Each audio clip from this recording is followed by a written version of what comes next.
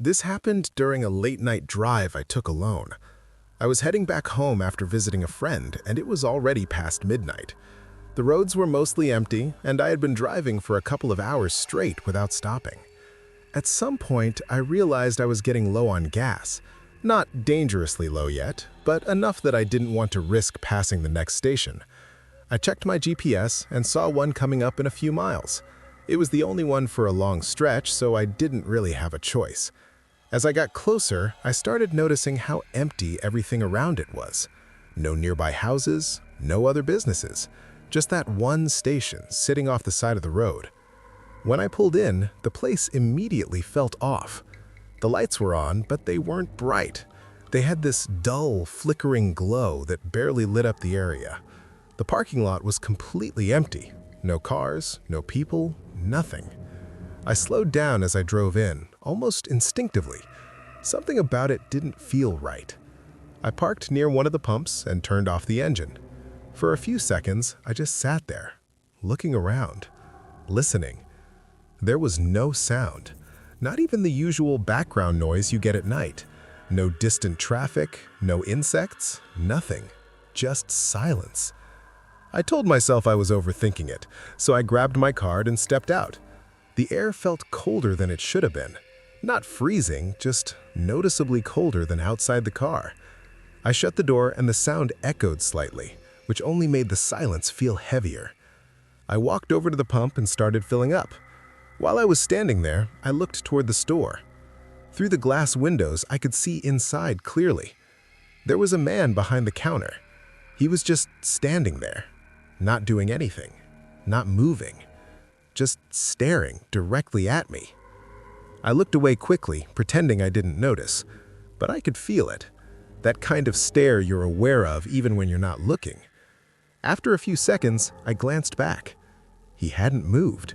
Same position, same expression, just watching. That's when something else caught my attention. Behind him, near the back of the store, I thought I saw movement. It was quick, like someone stepping out of view. I narrowed my eyes, trying to focus, but there was nothing there now, just shells. Still, the feeling stayed. I finished pumping gas, but I didn't move right away. I just stood there, thinking, trying to decide if I should go inside or just leave. Before I could make up my mind, the door to the store opened. The man stepped out. He moved quickly towards me. Not running, but fast enough to feel urgent. "You need to get back in your car," he said. His voice was low but serious. I blinked, confused. "What?" "Now," he said, quieter but firmer. "Get in your car and lock the doors." Something about the way he said it made me listen immediately. I didn't argue. I got back into my car and locked the doors. My hands moved faster than my brain could process. He stayed outside for a moment, looking around. Not at me, at the building, the sides, the dark areas the lights didn't reach, like he was checking for something. Then he leaned slightly toward my window. "You don't leave yet," he said. "Just wait." My heart started beating faster. "What's going on?" I asked. He didn't answer right away. He kept scanning the area. Then he kept quietly. "There's someone behind the building." My stomach dropped. "What do you mean?" "He saw him on the cameras," he said. "He's been walking back there for a while, just pacing." I instinctively glanced toward the side of the building. It was completely dark. The lights didn't reach that far. I couldn't see anything.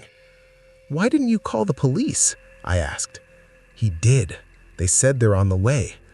That didn't make me feel better, because if they weren't there yet, then whoever it was still out there.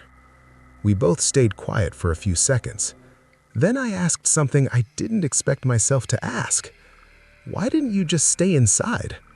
He hesitated, then said, "Because he already tried the back door." My chest tightened. "What?" "He was trying to get in," he said. "He stopped when he saw me." I felt a chill run through me. That meant this wasn't random. This wasn't just someone passing by. They were watching the place, waiting. Then, suddenly, a loud metallic bang from the side of the building. I flinched hard. The sound echoed across the empty lot. The man turned his head immediately toward it. Then another bang, closer this time, like something hitting the dumpsters. My breathing got shallow. "Don't move," he said again. I wasn't planning to. I locked my doors again, even though they were already locked. Then I saw it. A figure running past the far edge of the building, fast. Too fast to make out clearly, but definitely human. The man stepped back. "Stay in the car," he said, more urgently this time.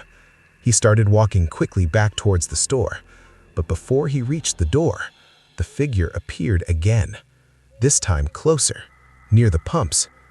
I froze. The figure stopped for a second, just standing there, looking toward my car. I couldn't see their face, just a dark silhouette, still, watching. Then they started walking towards me, slowly. Every step felt deliberate, like they weren't in a rush anymore, like they knew I couldn't go anywhere. My heart was pounding louder than I could hear it. I reached for my keys even though I was already inside. I didn't know what I was thinking. The clerk at the store turned back around, noticing what was happening. He shouted something, but I couldn't make it out. The figure didn't stop. They kept walking, closer, closer. Then, suddenly, bright flashing lights from the road. Police. The figure froze instantly. For a split second, everything felt completely still. Then they turned and ran, fast, disappearing into the darkness behind the building. The officers pulled in quickly and got out, heading that direction. Everything happened fast after that. More lights, more movement, voices. But I stayed in my car the entire time. I didn't move, didn't unlock the doors, didn't even lower the window. Eventually, the clerk came back out. He knocked lightly on my window. "It's okay, you're good to go." I nodded, but I didn't leave immediately. I just sat there for a second longer, trying to calm down. Then I started the engine and drove off. As I pulled out of the station, I looked back one last time, and that's when I realized something. The figure hadn't come from behind the building. Not really. The second time I saw them, they were already near the pumps, closer to me than I thought. Which means, while I was outside, while I was pumping gas, they were already there, watching me, waiting. And if the clerk hadn't come out when he did, I probably would have walked straight into the store, right past them.